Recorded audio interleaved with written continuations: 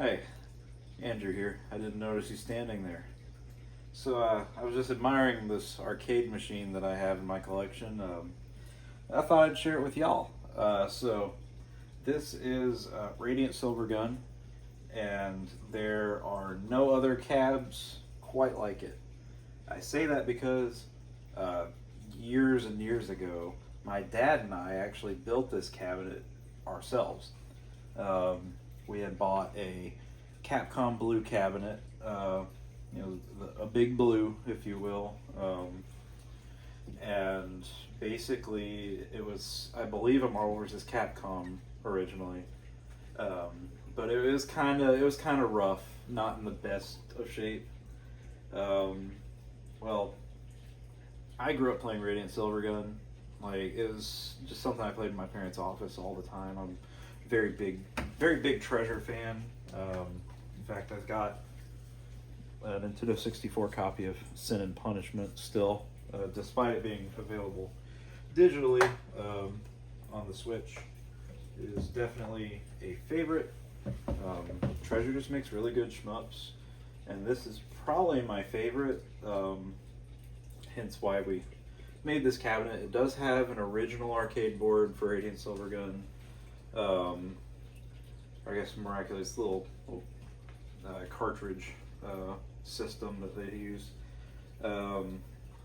There's basically, this is a one-of-a-kind, unique cabinet that has a lot of really good, in my opinion, my totally unbiased opinion, some pretty good detail to it. It's a little hard to see probably in this lighting, but we did all the art.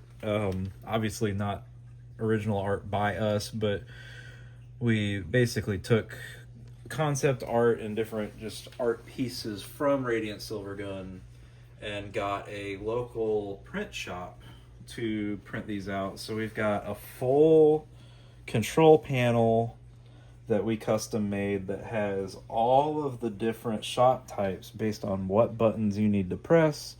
So, if someone who's never played Radiant Silvergun comes to play and they're curious, they can learn what all these buttons do and what combinations do what types of shots and all that good stuff.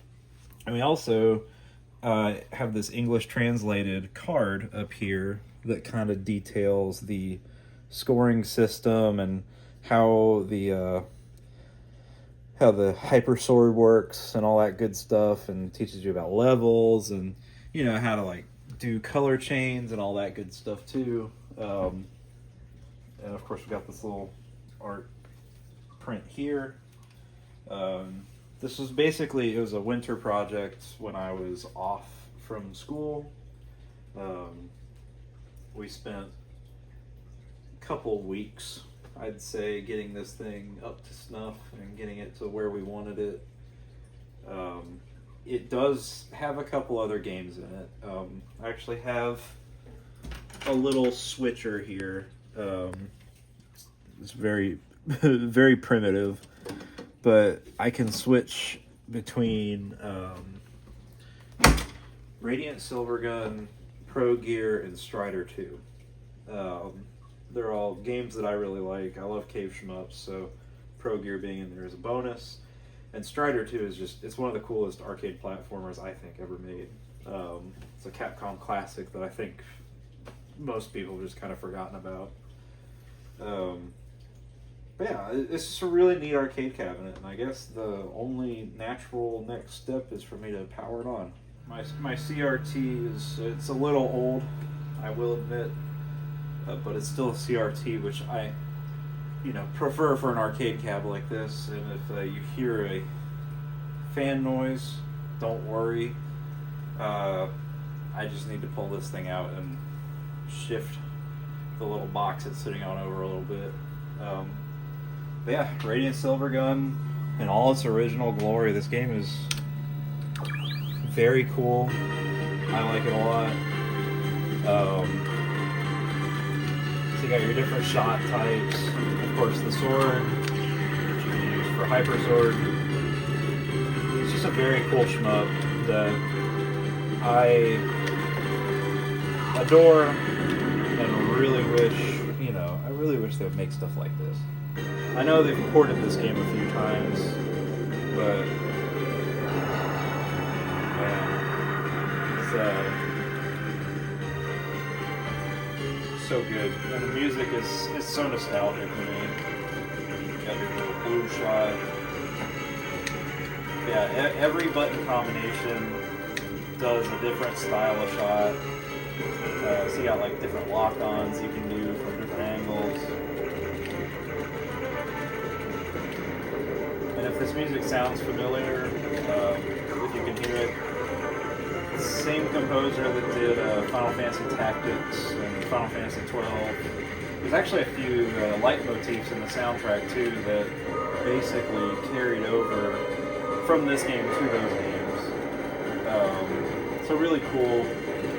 I always like this boss because he kind of offs himself. You just avoid the shots. You can also down him in one hit if you're smart. Oh wait, nice one. Never mind.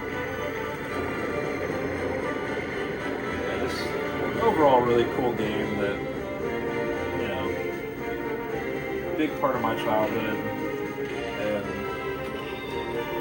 I really wish that more arcade cabinets existed for it, but I think the reason why there aren't any official cabinets for this game is because in Japan, most arcade games like this are put into candy cabinets, which are like small little, kind of, I don't want to say generic, but they're these small little machines where they don't really have like, they have interchangeable artwork basically. It's not like a dedicated machine to any one specific game. It's just kind of like a blank canvas that they can swap in and out whatever games they want at the time. You know, because I died. Because you know, like they have games cycling in and out all the time in those arcades. And nowadays, I think most of them are on a Switch or like specialized boards. So they can basically have multiple games on one. It's probably just a PC system now that I'm thinking about it. But yeah, effectively, when this game came out, I think candy cabs were kind of becoming the norm. So there was no need for a dedicated Radiant Silvergun cabinet. Yeah, I'm gonna let it kind of credit out there.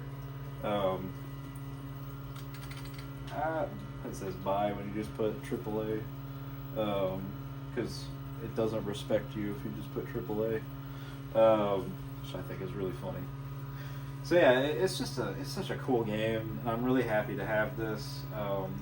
Again, we built it from scratch, pretty much. The cabinet the cabinet was not in great shape. We had to repaint everything and, you know, fix all the insides so that it could actually support everything. And yeah, I just wanted to share that with y'all. It's just such a cool thing, and I know it's in the background of my videos, and I'm sure someone would ask, you know, like, what is that? Thought I would just kind of, show it off a little bit. Yeah, anyways, I hope you all have a wonderful evening, morning, or afternoon, wherever you are in the world, and I will see you next time.